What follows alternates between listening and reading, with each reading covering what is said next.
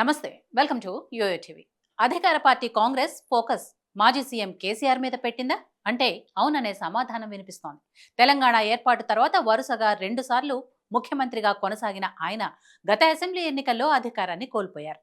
దశాబ్ద కాలం సీఎంగా అపరిమిత అధికారాలను చెలాయించిన ఆయన ఇప్పుడు ఓ సాధారణ ఎమ్మెల్యేగా మారిపోయారు.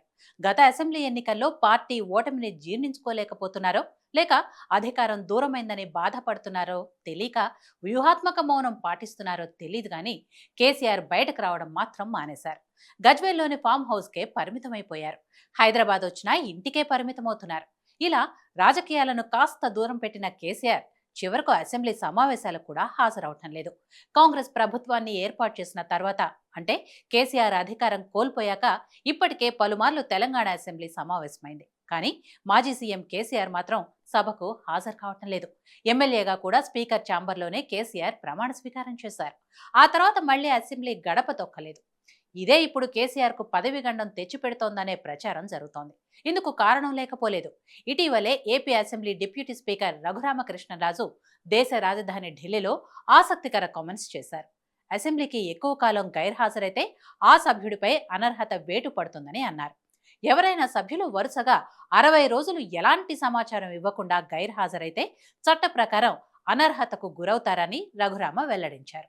మాజీ సీఎం వైసీపీ అధినేత వైఎస్ జగన్మోహన్ రెడ్డి అసెంబ్లీకి రాకపోవడంపై స్పందిస్తూ ఏపీ డిప్యూటీ స్పీకర్ రూల్స్ గురించి వివరించారు. ఏదైనా కారణంతో అసెంబ్లీకి రాకపోతే సెలవులకు దరఖాస్తు చేసుకోవాలని, అలా కాకుండా వరుసగా 60 రోజులు గైర్హాజరైతే మాత్రం ఆటోమేటిక్గా ఎమ్మెల్యే పదవిని కోల్పోతారని రఘురామ తెలిపారు. ఇదే రూల్ తెలంగాణ మాజీ సీఎం బీఆర్ఎస్ అధినేతకు వర్తిస్తుంది. ఆయన కూడా అసెంబ్లీ సమావేశాలకు హాజరు కావటం లేదు. కాబట్టి ఏపీ డిప్యూటీ సీఎం వ్యాఖ్యలు తెలంగాణ మాజీ సీఎంకు కూడా వర్తిస్తాయి. మరి కేసీఆర్ అసెంబ్లీ అనుమతి తీసుకొని సభకు హాజరు కావటం లేదా? స్పీకర్ అనుమతి ఏమైనా తీసుకున్నారా అన్నది తెలీదు.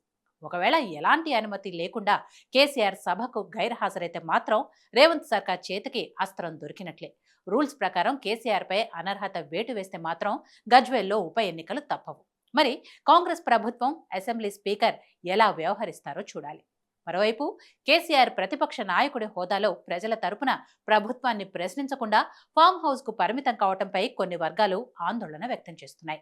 ఇలా అసెంబ్లీకి హాజరు కాని ప్రతిపక్ష నాయకుడిపై వేటు వేయాలని federation of farmers association in Telangana demand చేస్తోంది.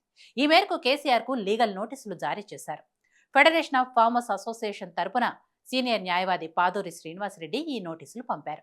కేసీఆర్ కు తెలంగాణ అసెంబ్లీ స్పీకర్ సమన్లు జారీ చేసి వివరణ కోరాలని ఈ ఫెడరేషన్ ప్రధాన కార్యదర్శి విజయపాల్ సూచించారు. లేదంటే కేసీఆర్ పై అనర్హత వేటు వేయాలని స్పీకర్ను కోరారు.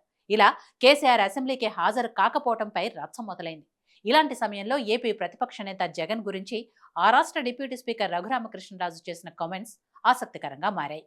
2 తెలుగు రాష్ట్రాల మాజీ సీఎంలు అసెంబ్లీకి హాజరు కావటం లేదు. మరి ఇద్దరిపై ఎలాంటి చర్యలుంటాయో చూడాలి.